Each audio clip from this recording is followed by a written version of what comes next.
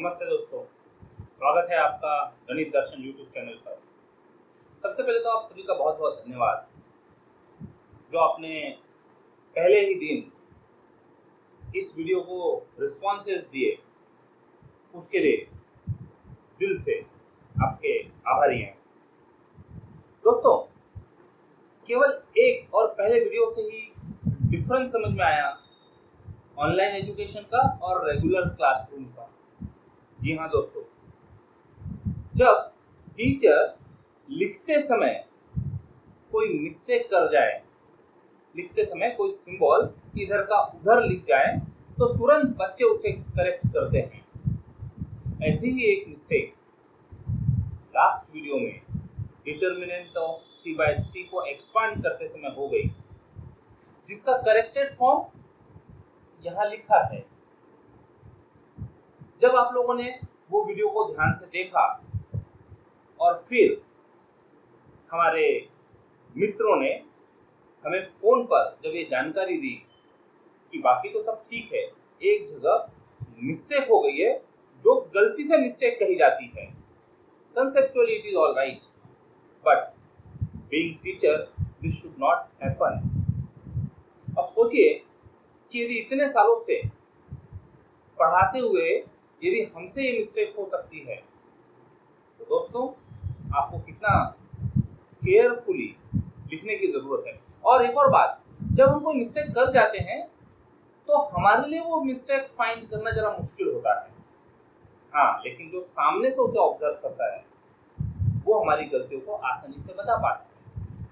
Real life में भी कई बार ऐसी सिचुएशन होती है, हमें लगता है कि हम हमारे फ्रंट पर सही है, लेकिन जब कोई हमें सामने से ऑब्जर्व करता है और वो यदि हमें हमारी मिस्टेक पॉइंट आउट करे तो हमें रियलाइज होता है कि यस, हम गलत थे। और अपनी गलती को स्वीकारना ये सबसे ज्यादा जरूरी है। तो दोस्तों, एक बार फिर से करेक्टेड फॉर्म 3/3 ऑर्डर के डिटर्मिनेंट का देख लेते हैं। ABCDEFGHL लिखा है हमने, I नहीं। हमने बताया I क्यों नहीं लिखा, because it has some specific meaning for imaginary number, देखो हम यूज कर रहे हैं L। Now first element A के साथ जिस रो और कॉलम में डिलीट कर दिए, बचे हुए 4 एलिमेंट्स का determinant EHFL, yes. Then second with negative sign -B into जिस रो और कॉलम में है उसे डिलीट कर दिए, बचे DGFL। लिखते समय वो DGFL हो गया, इसलिए मिस्टेक हो गई थी लास्ट वीडियो में। तो please make this correction, DGFL। And then third element plus third element into determinant, what that determinant will be। तो जिस रो और कॉलम में हटा दिया ये 4 एलिमेंट्स का determinant D G E H, तो यहाँ लिखते समय F लिखा गया था और फिर उसके आगे की बातें सब इन्हीं सिंबल को जो लिखा गया था उनके साथ बोली गई। तो please make those corrections. Now ये करेक्शन के साथ हम टॉपिक को आगे बढ़ाते हैं। इसके बाद हमने कुछ 2 प्रॉब्लम सॉल्व किए थे। प्रॉब्लम में ये मिस्टेक्स नहीं हुई थी and problems were perfectly alright. So दोस्तों, हमें केयर लेनी होगी और इस तरह की mistake, no one is perfect, even I am not perfect man. तो इस तरह की मिस्टेक यदि कभी गलती से हो जाए तो यस, आपके पास कमेंट बॉक्स है दोस्तों, आप जरूर से उसका इस्तेमाल कीजिए। और साथ ही साथ केवल एक वीडियो से हमारे कुछ मित्रों के फोन आए जिन्होंने क्यूरियोसिटी जानने की कोशिश की कि ये जो सिलेबस है, ये जो कंटेंट है, ये क्या कॉमर्स के बच्चों के लिए भी काम का है क्या। तो यस, जहाँ जहाँ ये टॉपिक्स होंगे 11th 12th, वैसे तो हम साइंस बैकग्राउंड को ध्यान में रखते हुए वीडियो लेक्चर्स प्रिपेयर कर रहे हैं, लेकिन जहाँ जहाँ ये टॉपिक्स हो गए उन सभी के लिए ये वीडियो लेक्चर्स काम के हो सकते हैं। और ऐसा मानकर चले कि ये ऑनलाइन बैच हम कंटिन्यू करेंगे 11th और 12th के लिए, यदि आप लोगों का सहयोग सपोर्ट ऐसे ही मिलता रहा तो। डिटर्मिनेंट ऑफ ऑर्डर 1 के बारे में भी हमारे एक मित्र ने पूछा। तो determinant of order 1, suppose 5 is the element, तो determinant of element 1 row 1 column, yes it is 5 only. What about for negative element? Determinant of -5, it will be -5। और यही डिटर्मिनेंट की डेफिनेशन में लिखे हुए वर्ड का इंपॉर्टेंस समझ में आता है। वहां लिखा था वर्टिकल बार्स। यस दोस्तों, this is vertical bars, it is not modulus. So we can define determinant of order 1 of an element is the element itself. Okay, this is not sign of modulus। यदि हम इसको mod समझे तो गड़बड़ हो जाएगी। अब सिंबल वही है for single element, symbol is same, लेकिन हम किस रेफरेंस में उस सिंबल को यूज कर रहे हैं, तो टोटली डिफरेंस के अकॉर्डिंगली मीनिंग बदल जाते हैं। यदि हम रियल नंबर लाइन पर on real number line modulus की बात करें, x as modulus of x और एब्सोल्यूट वैल्यू ऑफ x, तो इसका मीनिंग चेंज हो जाएगा। This will become minus of -5 that is equal to 5, because definition for mod function is x if x is greater than or equal to 0 and minus x if x is less than 0. Symbol is same, meanings are different. तो जब हम ये symbol determinant topic में use कर रहे हैं तो determinant बोला जाएगा इसको, मॉडुलस नहीं, एब्सोल्यूट वैल्यू नहीं, मॉड नहीं। Determinant of -5 is -5 and for determinant of 0 will be 0 for single element।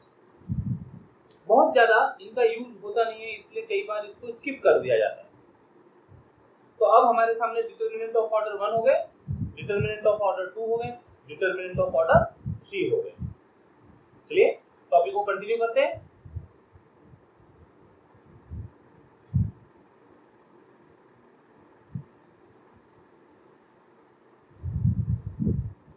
अभी हम डिटर्मिनेंट में elements A B C D ऐसे अल्फाबेट्स यूज करते हुए डिटर्मिनेंट को कंस्ट्रक्ट कर रहे थे। डिटर्मिनेंट को स्टैंडर्ड फॉर्म में लिखने के लिए कुछ स्पेसिफिक नोटेशंस यूज किए जाते हैं। वो नोटेशंस के साथ एक डिटर्मिनेंट तैयार करते हैं।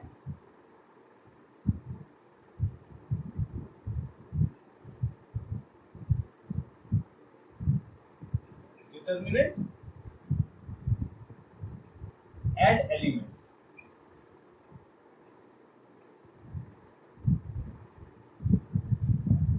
So determinants are generally denoted by capital letters, say A is equal to determinant 3/3 determinant की बात करते हैं। तो फर्स्ट रो में एलिमेंट्स लिख रहे हैं हम A11, A12, A13। तो इसका जो फर्स्ट एलिमेंट है ये फिक्स है, ये रिप्रेजेंट कर रहा है कि these are elements of first row। और ये जो सेकंड सफिक्स में नंबर दिख रहा है 1 2 3, ये नंबर रिप्रेजेंट करेंगे कि yes this is element of first column, this is element of second column and this is element of third column. Second row देखते हैं, तो इसका फर्स्ट सफिक्स फिक्स होगा A21, A22, A23। Same meaning, second number fix है तो elements of second row ये 1 2 3। जब 1 1 यानी फर्स्ट कॉलम के एलिमेंट्स सेकेंड कॉलम के एलिमेंट्स, थर्ड कॉलम के एलिमेंट्स। थर्ड रो भी लिखते हैं A31, A32, A33। तो 3 fixed elements of third row. अब जैसे हॉरिजॉन्टल लाइन में फर्स्ट सफिक्स फिक्स्ड था तो वो रिप्रेजेंट कर रहा था रो 1। फर्स्ट सफिक्स फिक्स्ड है सब जगह, ये रिप्रेजेंट कर रहा है रो 2। फर्स्ट एलिमेंट फिक्स्ड है, फर्स्ट सफिक्स फिक्स्ड है, ये रिप्रेजेंट कर रहा है रो 3। उसी प्रकार सेकेंड सफिक्स 1 1 1 फिक्स है तो ये रिप्रेजेंट कर रहा है कॉलम 1। सेकेंड एलिमेंट 2 2 2 रिप्रेजेंट करता है कॉलम 2। सेकेंड सफिक्स 3 3 3 रिप्रेजेंट कर रहा है कॉलम 3। इन जनरल यदि इनका नोटेशन ऐसा इंडेक्स के फॉर्म में लिखा जाए आई जे, तो this represent element in first index represent row and second index represent column. So this will be element in ith row and jth column. अब ये नोटेशन के साथ हम कोई पर्टिकुलर एलिमेंट लेकर बात करते हैं, से A23 तो सेकेंड रो थर्ड कॉलम का एलिमेंट है, देख लीजिए सेकेंड रो थर्ड कॉलम का एलिमेंट है। इसकी बात करते हैं A31 तो थर्ड रो फर्स्ट कॉलम का एलिमेंट है। यहां से एक आधा एलिमेंट देख लेते कोई A12 1 रो पहले और कॉलम बाद में, फर्स्ट रो सेकेंड कॉलम। अब ये जो नोटेशन है ये नोटेशन प्रैक्टिकल लाइफ में भी इंप्लीमेंट होते दिखते हैं। आप में से सभी थिएटर तो गए होंगे, टिकट भी ली होगी, मूवी टिकट पर नंबर कैसे होते हैं A24 J16 Z8 एक्सेट्रा। तो जो मूवी टिकट के नंबर है ये नंबर का मीनिंग क्या है? जब आप हॉल में एंटर करते हैं तो आप पहले क्या ढूंढते हैं A या फिर J या फिर Z, मतलब आप पहले देखते हैं रो। जैसे आप एंटर करें आप देखते हैं रो कौन सी है, और फिर पूरे हॉल को यदि ऑब्जर्व करें तो उसमें जो चेयर्स लगी है वो कॉलम्स का काम करते हुए दिखेगी। इसका मतलब पहले आपने ढूंढा रो और फिर उस रो में आप 24th कॉलम की सीट पर जाकर बैठते हैं, या फिर रो देखा जे और उसमें 16th नंबर की जो कॉलम वाली सीट होगी वो आपकी चेयर होगी, and so on. Z row 8th number की चेयर मींस 8th कॉलम में आने वाली आपकी सीट। तो ये जो नोटेशन है टिकट्स के जो नोटेशन है ये नोटेशन ये यहां से जनरेट होता है, ऐसा हम कह सकते हैं। So these are the notations for determinant and its elements. Determinants are generally denoted by capital letters A B। Zero determinant तो वैसे होता नहीं है, डिस्कस नहीं होता है। Capital letters for determinants and elements are denoted by A suffix I J and it represent ith row and jth column का intersecting element of ith row and jth column। चलिए ये नोटेशन के साथ topic को और आगे बढ़ाते हैं। Our next topic is minors and cofactors of element of the determinant. इसको आप नोट डाउन कर सकते हैं, स्क्रीनशॉट ले सकते हैं।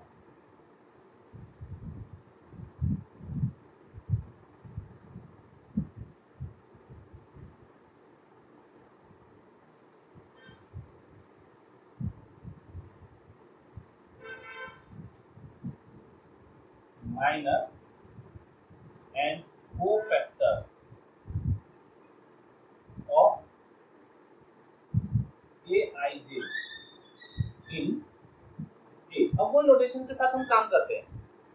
ए आई जे मीन्स एलिमेंट, कैपिटल ए। अब हम डिटर्मिनेंट चैप्टर में बात कर रहे हैं तो capital letter A will denote और विल रिप्रेजेंट डिटर्मिनेंट। तो सबसे पहले माइनर तैयार कर लेते हैं। A11, A12, A13, A21, A22, A23, A31, A32, A33 vertical lines के अंदर एलिमेंट्स लिखे गए। अब इनमें से एक कोई पर्टिकुलर एलिमेंट हम उठाते हैं, मान लेते हैं A21। तो इसका माइनर कैसा होगा ये पहले एक्सप्लेन करते हैं और फिर बाद में प्रॉपर डेफिनेशन उसकी फ्रेम करेंगे। Minor of element A21 equal to, तो ये जिस रो और कॉलम में आ रहा है उसको डिलीट कर दीजिए, जो बचे हुए एलिमेंट है उनका डिटर्मिनेंट। तो ये जो लैंग्वेज है ये लैंग्वेज फैमिलियर लगती है जब हमने डिटर्मिनेंट को एक्सपांड किया था। तो जिस एलिमेंट की बात कर रहे हैं वो रो और कॉलम डिलीट कर दें, मतलब फर्स्ट ये पहले सेकंड रो और फर्स्ट कॉलम डिलीट कर दें, तो 4 एलिमेंट बचे, उनका डिटर्मिनेंट ये 4 एलिमेंट प्रॉपर्ली लिखेंगे। एक बार गलती होने के बाद में कोशिश करनी चाहिए कि वो गलती रिपीट ना हो। A12 कई बार गलतियों से हम सीखते हैं, लेकिन एक ही गलती बार बार किया तो वो सही नहीं, फिर कुछ नई चीजें नहीं सीख पाएंगे। यस, चेक कर लेते हैं। एलिमेंट A21 का माइनर हमें फाइंड करना था, तो ये जिस रो और कॉलम में आया उनको छोड़ दिया, तो बचा A12, A13, A32, A33। इसी तरह से कोई और एलिमेंट ले लेते हैं A33। तो minor of element A33 equal third row third column delete कर दे, जो 4 एलिमेंट बचे उसका डिटर्मिनेंट A11, A12, ये 4 एलिमेंट बचे थे, A21, A22। ओके, तो ये दो पर्टिकुलर केसेस से हम इसकी डेफिनेशन अब फॉर्म कर सकते हैं। What will be the definition for minor of an element? Definition minor of Aij is the determinant obtained by deleting or eliminating the ith row and jth column in determinant A. So this is the definition of minor of element of a determinant A. Is it all right? तो ऐसे कितने minor हम लिख सकते हैं? Answer होगा जितने elements होंगे। मतलब यदि हम ऑर्डर 3 का डिटर्मिनेंट डिस्कस कर रहे हो तो we can find total 9 minors, हर एक एलिमेंट का माइनर, हर एक एलिमेंट का माइनर। जब ऑर्डर 2 के डिटर्मिनेंट की बात हो रही हो, let us take A B C D, यदि ये हमारा डिटर्मिनेंट हो B, कुछ और नाम दे देते हैं, B equal to A B C D। अब यहाँ यदि हमें डिटर्मिनेंट 2 ऑर्डर का डिटर्मिनेंट दिया है, तो अब यहाँ माइनर की बात करें तो A का माइनर डिलीट कर दो, एलिमिनेट कर दो, रो और कॉलम बचा D, तो D का determinant will be D only. Means we can directly say minor of A is D, क्योंकि एक ही एलिमेंट है और उसका डिटर्मिनेंट मतलब element itself. Minor of B, तो ये डिलीट कर दिए. Minor of B will be C, minor of C will be B, minor of D will be A. तो यहाँ कंसेप्ट आ गया determinant of one row and one column and it is the element itself. तो ये तो हो गई बातें माइनर कैसे डिराइव करते हैं, माइनर की डेफिनेशन को. इसके साथ साथ में इसका नोटेशन भी होता है. तो जिस एलिमेंट के हम माइनर की बात कर रहे हैं उसके कैपिटल लेटर से इसको रिप्रेजेंट किया है. Capital M21 is the minor of element A21. मतलब जो एलिमेंट है वही एलिमेंट को देखते हुए उसका माइनर कैपिटल M से रिप्रेजेंट किया जाता है.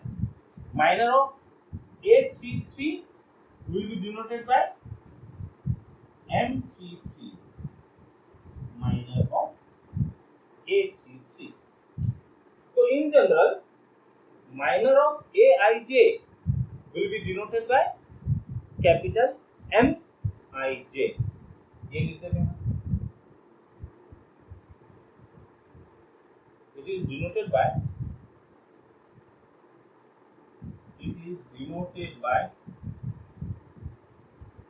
capital Mij.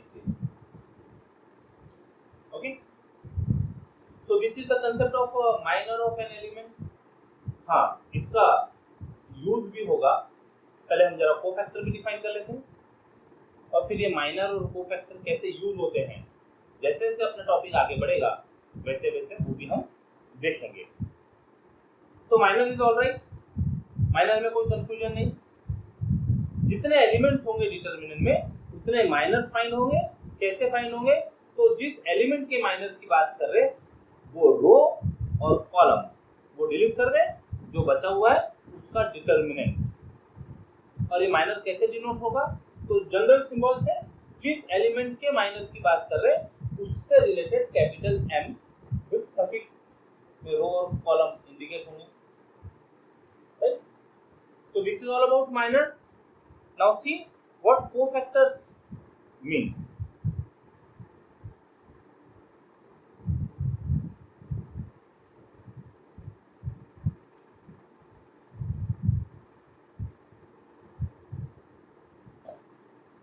It is denoted by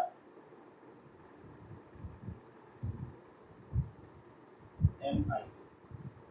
Now cofactor. यदि मान लो जिस एलिमेंट का कोफैक्टर फाइंड करना है, कोफैक्टर ऑफ A21, तो it is defined as, direct इसकी डेफिनेशन की बात करते हैं फिर हम इलस्ट्रेशन देख लेते हैं. Definition cofactor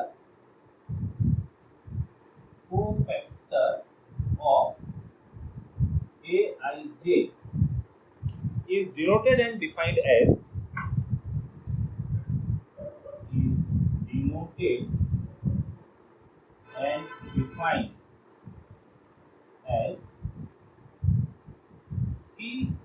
Cij. Capital letter लिखा है C और यहाँ यूज करते हैं इसका माइनर Mij. साइंड माइनर कहते हैं और वो sign -1 raised to power I plus j. यानी ये जो सफिक्स इंडेक्सेस है, इंडाइसेस है I और j, इनका एडिशन -1 के पावर में. तो ये हमको प्रोवाइड करेगा कोफैक्टर ऑफ Aij. कोफैक्टर को कई बार साइंड माइनर ऐसा भी प्रोनाउंस किया जाता है. Cofactors are signed minor. Example से ये समझेंगे सब क्या होता है. अभी पहले इसी सिंबल्स के साथ कुछ कोफैक्टर देखते हैं. तो कोफैक्टर ऑफ A21 मतलब इसका कोफैक्टर देख रहे हैं. कहाँ है ये? सेकेंड रो फर्स्ट कॉलम में. तो नोटेशन हो जाएगा C21 is equal to cofactor कैसे मिला ये? -1 का power 2 + 1,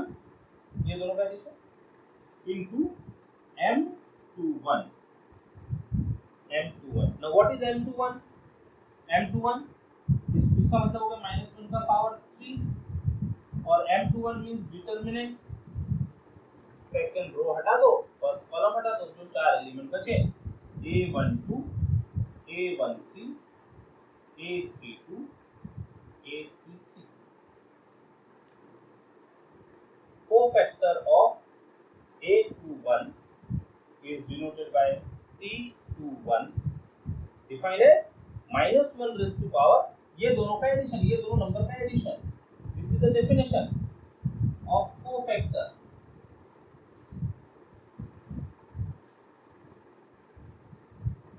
into m21 minor of this element, and what is that? तो डिलीट कर दिया, ये बचा a12 a13 a32 a33 का डिटरमिनेंट। इस पर बेस एग्जांपल सॉल्व किए जाएंगे, उससे ये सारे जो कांसेप्ट है ये और बेहतर तरीके से समझ में आने लगेंगे। तो दोस्तों अभी तक क्या पढ़ा हमने? माइनर, उसके पहले notation for matrix and elements, capital letters are used to denote determinants and elements in general are written as aij form where it represent element of ith row and jth column। उसके बाद concept पढ़ा minor and cofactors. तो minor किसी element का find करना है तो वो जिस रो और कॉलम में उसे एलिमिनेट कर दे, जो बचे हुए एलिमेंट्स हैं उनका डिटरमिनेंट गिव्स यू माइनर। और माइनर के आगे यदि साइन पुट कर दें हम पर्टिकुलर फॉर्मेट में, जो माइनर है उसी के इंडाइसेस का यूज करते हुए -1 का पावर एडिशन ऑफ इंडाइसेस, तो ये हमें प्रोवाइड करेगा कोफैक्टर रिटन एज Cij। अब ये जो कंसेप्ट है, ये कंसेप्ट्स पर ये कंसेप्ट्स को यूज करते हैं प्रॉब्लम सॉल्व करने के लिए। तो let us take problem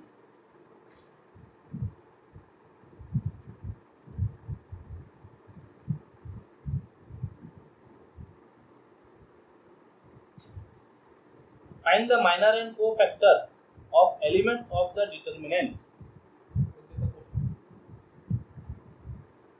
Example on page 63, ये साइंस 11th स्टैंडर्ड के बुक के पेज नंबर्स कह रहे हैं। Example page 63, find the minor and cofactors, find the minors and cofactors of elements of the determinant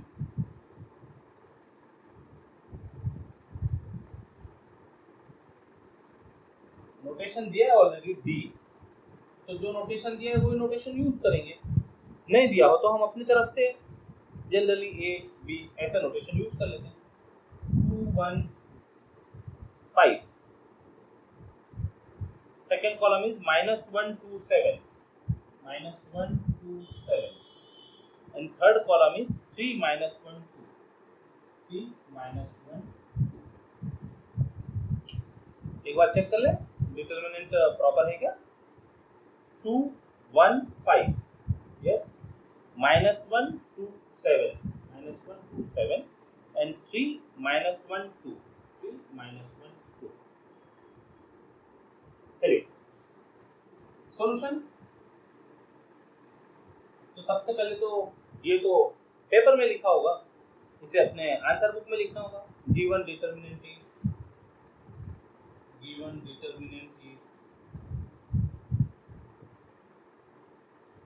b equal to 2 1 5 -1 2 7 3 -1 2। अब जो notation है elements के, ये स्टैंडर्ड नोटेशन है। मतलब यदि किसी ने पूछा इसकी पोजीशन क्या है, ये एलिमेंट की पोजीशन क्या है, तो कैसे लिखेंगे इसको? सेकंड रो और थर्ड कॉलम का एलिमेंट है, मतलब ये जो एलिमेंट है ये क्या रिप्रेजेंट कर रहा है? सेकंड रो थर्ड कॉलम, यानी A 2 3 रिप्रेजेंट कर रहा है। तो ये इनके स्टैंडर्ड सिंबल्स है, इनकी प्लेसेस के स्टैंडर्ड सिंबल है। ये एलिमेंट क्या रिप्रेजेंट कर रहा है? तो थर्ड रो, पहले रो आएगी, हाँ, ओ थिएटर की टिकट नंबर रिकॉल कीजिएगा, पहले रो फिर कॉलम, यानी A31 third row first column का एलिमेंट हो गया। ये इसलिए रिपीट करना जरूरी है, जब हम माइनर लिखेंगे तो ये इंडेक्स का यूज करेंगे, ये इंडेक्स को यूज करते हुए हम माइनर्स की बात करेंगे। Okay, this is 5, it is -1।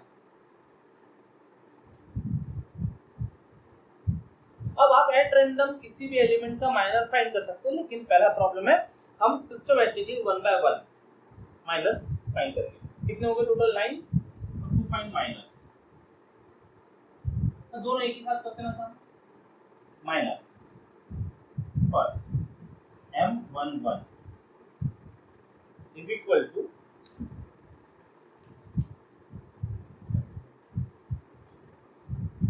M11 मतलब माइनर ऑफ फर्स्ट एलिमेंट, तो this is equal to, delete किया फर्स्ट रो फर्स्ट कॉलम, बचे 2 7 -1 2। सेकेंड M12 यानी फर्स्ट रो सेकेंड कॉलम का जो एलिमेंट है उसका माइनर, डिलीट करो, बचा 1 5 -1 2। Okay, then third element first row third column, इसका माइनर डिनोट करेंगे M13 से। ये सब स्टैंडर्ड सिंबल्स हैं। डिलीट करने के बाद determinant of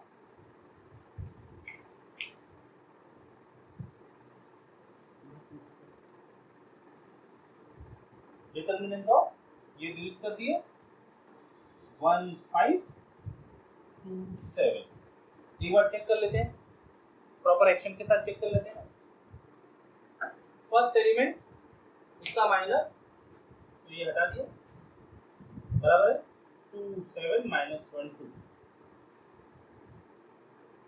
second element A12 position है उसकी, तो उसका माइनर M12, तो फर्स्ट रो सेकेंड कॉलम ये डिलीट किए, तो बचा 1 5 -1 2, 1 5 -1 2 करेक्ट है। थर्ड एलिमेंट इसकी पोजीशन है A13 फर्स्ट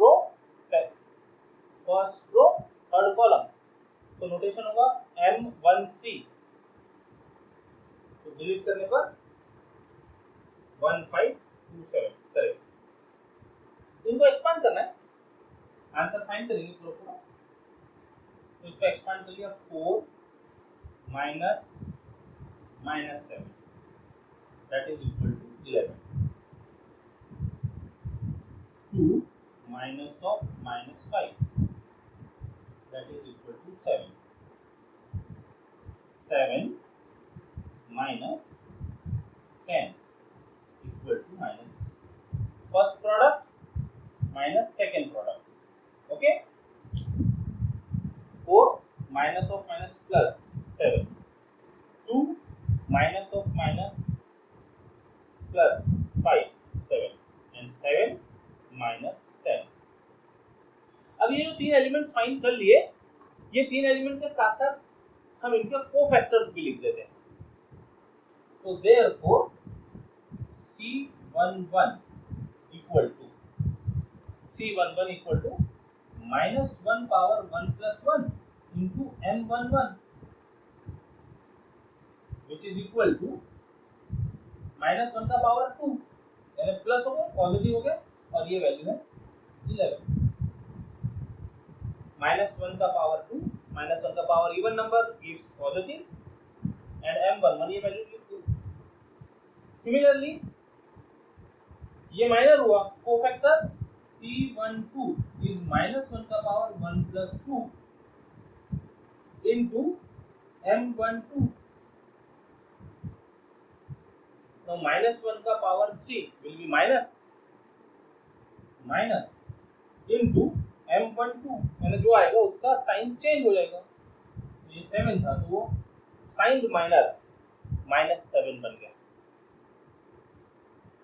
यहां से therefore cofactor of A13 that is capital C13 equal to -1 का पावर 1 plus 3 into M13 -1 का power 4 will be positive plus 1 into M13 जिसकी वैल्यू -3 तो एज इट इज। ओके, अब यहाँ एक बात आप नोट कीजिए, हमने इसका माइनर फाइंड किया, इसका कोफैक्टर फाइंड किया, इसका माइनर फाइंड किया, कोफैक्टर फाइंड किया, माइनर फाइंड किया, कोफैक्टर फाइंड किया। तो कोफैक्टर में क्या हो रहा है, पहले एलिमेंट का cofactor is same as the minor,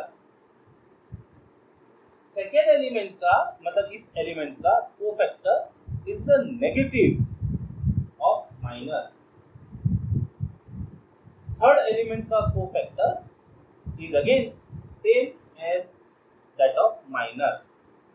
क्यों हो रहा है, तो ये सब कुछ ये इंडाइसेस पर डिपेंड कर रहा है। 1 + 1 2 -1 का पावर 2 इज इवन पावर होने की वजह से +1, 1 + 2 -1 का power 3 will give minus sign, तो माइनर का साइन चेंज हो गया।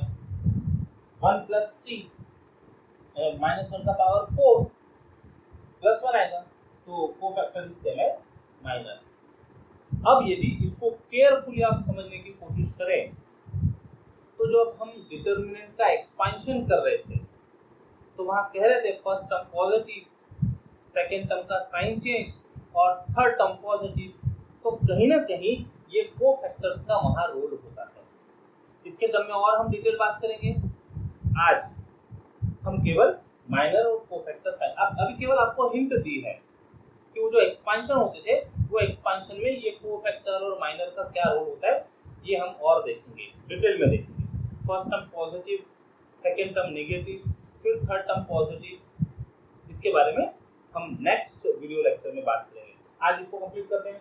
ये 3 एलिमेंट के माइनर हुए, इसी तरह से अब ये 3 एलिमेंट के माइनर फाइंड किए जा सकेंगे, फिर ये 3 एलिमेंट के माइनर फाइंड किए जा सकेंगे, और साथ ही साथ इनके माइनर के साथ आप कोफैक्टर्स भी फाइंड कीजिएगा। कंप्लीट करते हैं, एक रो और कंप्लीट करते हैं, फिर एक रो का आपको होमवर्क दिया जा सकता है। देखें,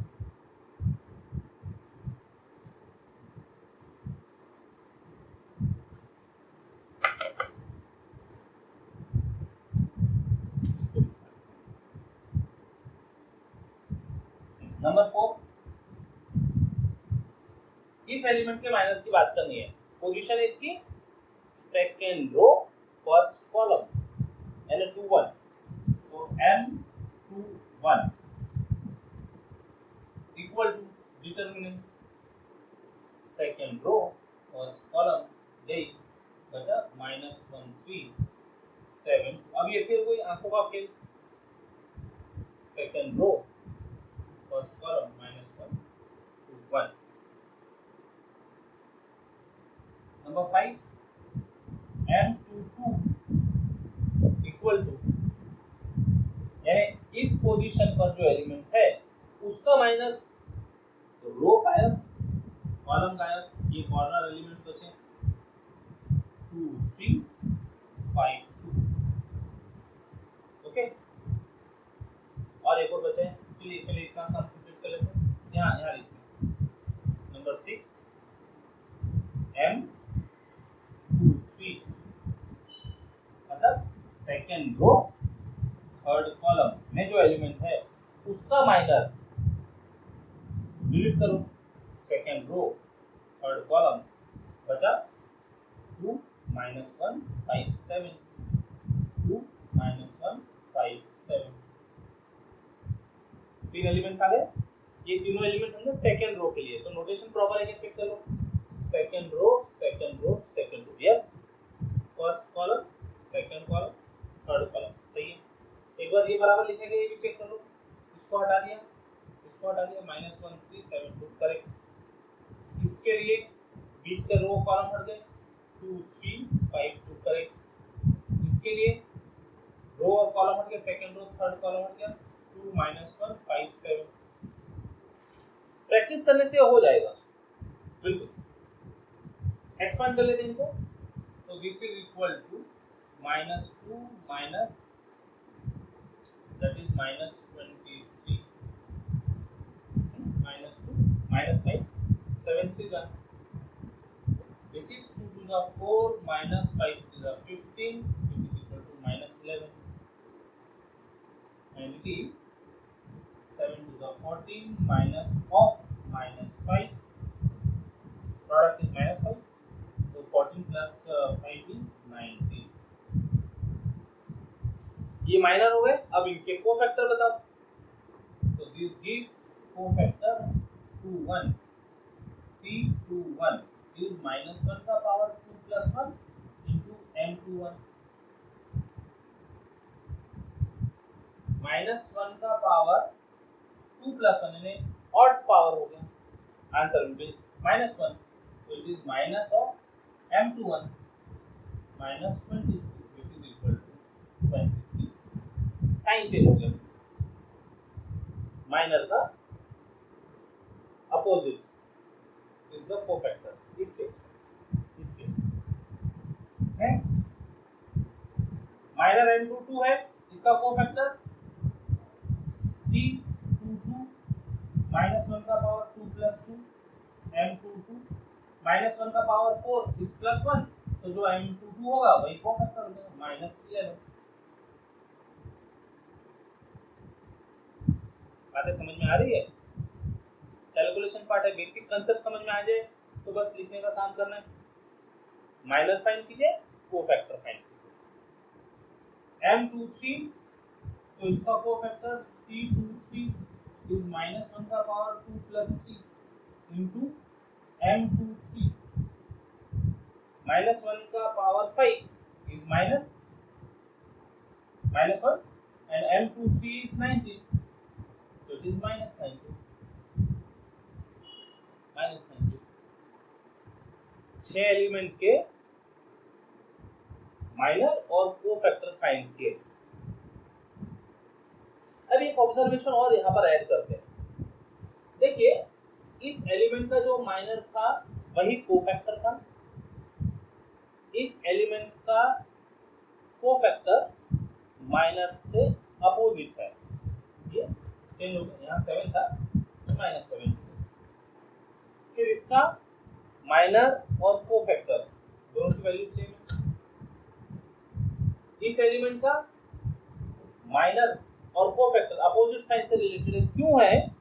ये सेकंड रो और फर्स्ट कॉलम में 2 plus 1 ऑड नंबर, फिर यहाँ 2 plus 2 गिवन ये सेकंड रो और सेकंड कॉलम, तो माइनर और कोफैक्टर सेम है -11।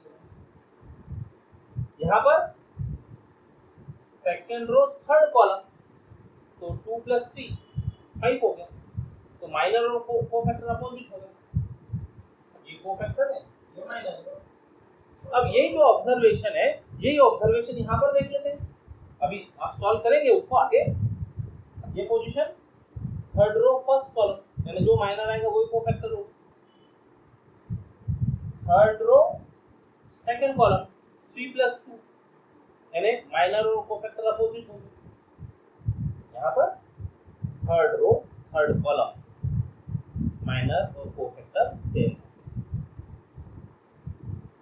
तो ये आप लिखिए आराम से। अभी आप इसका स्क्रीनशॉट ले लीजिए। ये लिखिए, ये 3 एलिमेंट्स के माइनर और कोफैक्टर फाइंड कीजिएगा, और इस तरह के और सॉल्व एग्जांपल है, एक्सरसाइज के प्रॉब्लम है, वो सॉल्व कीजिएगा और इनकी अच्छे से प्रैक्टिस कीजिएगा। करीब 1-2 दिन और अच्छे से इनकी प्रैक्टिस के बाद हम इसी टॉपिक के और ऑब्जर्वेशंस और उसको कैसे डिटर्मिनेंट में यूज करते हैं वो टॉपिक को टच करते हुए आगे बढ़ेंगे। ठीक, ये 3 अभी ये कंप्लीट हुआ नहीं है प्रॉब्लम, ये 3 एलिमेंट्स के और माइनर फाइंड करने, तो वो रिमेनिंग पार्ट आप लोगों के लिए होमवर्क। रिमेनिंग मतलब कौन कौन से? M third row first column, तो M31 M32 M33 इसके साथ में कोफैक्टर्स, ये होमवर्क।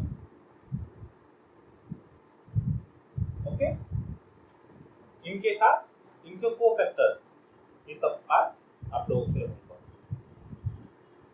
और प्रैक्टिस कीजिए जरूर से, चीजें बनने लगेगी।